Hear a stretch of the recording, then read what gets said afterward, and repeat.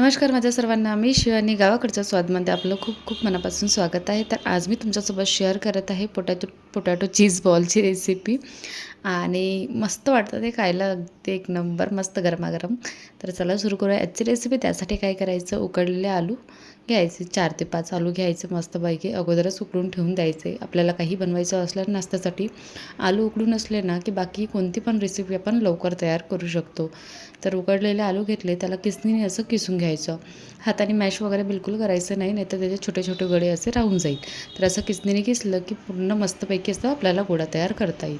नंतर त्यामध्ये आपल्याला एक बारीक चिरलेला कांदा, सोबतच 2 ते 3 हिरव्या मिरच्या कापून आवडत असेल तर टाकायच्या बारीक बारीक, नाहीतर त्याला स्किप करू शकता. सोबतच मी 1-2 कढीपत्त्याचे पान टाकलेले आहे. आणि नंतर यामध्ये खूप सारा असा कोथिंबीरसुद्धा टाकायचा आहे. कोथिंबीरने आणखी छान वाटते खायला. आणि यामध्ये मी लसणचा वापर केलेला आहे. तुम्हाला आवडत असेल तर टाकायचं, नाहीतर नाही टाकायचं. आणि त्यालासुद्धा किसून टाकायचं, किंवा मिक्सरमध्ये असं दरदरसंही वाटलं ना तरी चालते. बट किसून टाकलं तर आणखी टेस्ट जी असते ना हर एकीची, जशी पाट्यावरची, मिक्सरची किंवा किसणीची, ही सगळ्याची टेस्ट ना थोडी वेगळी वेगळी येते. नंतर त्यामध्ये बाइंडिंगसाठी कॉर्नफ्लॉवर टाकलेला आहे मी 2 चम्मच, आणि काही मसाले टाकलेला आहे. तर त्यामध्ये थोडंसं जिरंसुद्धा टाकायचं, आणि रेड चिली पावडर, काळी मिर्च पावडर, थोडंसं आमचूर पावडर, धनिया पावडर आणि चवीनुसार मीठ टाकायचं. सोबतच थोडंसं तेल टाकायचं आणि याचा गोळा तयार करून घ्यायचा आहे. तर काय करायचं, आता बघा तुम्हाला असं वाटत असेल चिपकत आहे बा थोडंसं हा ना लूज असते, मतलब आलू नाही का असं हाताला चिपकल्यासारखा होते. तर तेलाने याचा गोळा नंतर शेवटी आणि तेल लावून ठेवून द्यायचं, म्हणजे बरोबर तो आपल्याला हाताला तेवढा चिपकणार नाही. नंतर आपल्याला याचे बॉल्स तयार करून घ्यायचे आहे. तर बॉल्स तयार करण्यासाठी काय करायचं, अगोदर आपल्या हाताला धुवून घ्यायचं, नंतर तेल लावायचं आणखी, आणि त्यामध्ये आपल्याला छोटे गोळे घ्यायचे आहे. असे ज्या प्रकारे मी दाखवत आहे ना आलूचे, तसे गोळे घ्यायचे. त्याला थोडंसं असं चापट केल्यासारखं करायचं, आणि त्यामध्ये चीज आपल्याला फिलअप करायची आहे. बघा अशा प्रकारे केलं आपण. नंतर त्यामध्ये चीज फिलअप करायची आणि त्याला पॅक करून घ्यायचे, आणि असे त्याचे बॉल्स तयार करून घ्यायचे आहे. सपोज तुम्ही चीजची जे भाग आहे ना तो वरती असं दिसला आपल्याला, सपोज थोडासा नाही का चीज बाहेर आला, तर तेलामध्ये काय होते, तो फुटून जाते चीज बाहेर निघाल्यामुळे.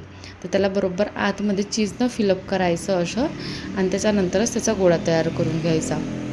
असा गोळा तयार करून झाला की आपल्याला याला फ्राय करून घ्यायचे आहे. तर फ्राय करण्यासाठी मी अगोदरच तेल गरम करायला ठेवलं होतं. तर मीडियम हाय फ्लेमवर गरम झालेल्या तेलामध्ये आपल्याला फ्राय करायचं आहे. लो फ्लेमवर बिलकुल करायचं नाही, नाहीतर फुटून जातं तेलामध्ये. तर हाय फ्लेम ठेवायची सुरुवातीला, आणि नंतर लागस तर मीडियम करू शकता आतपर्यंत शिजण्यासाठी.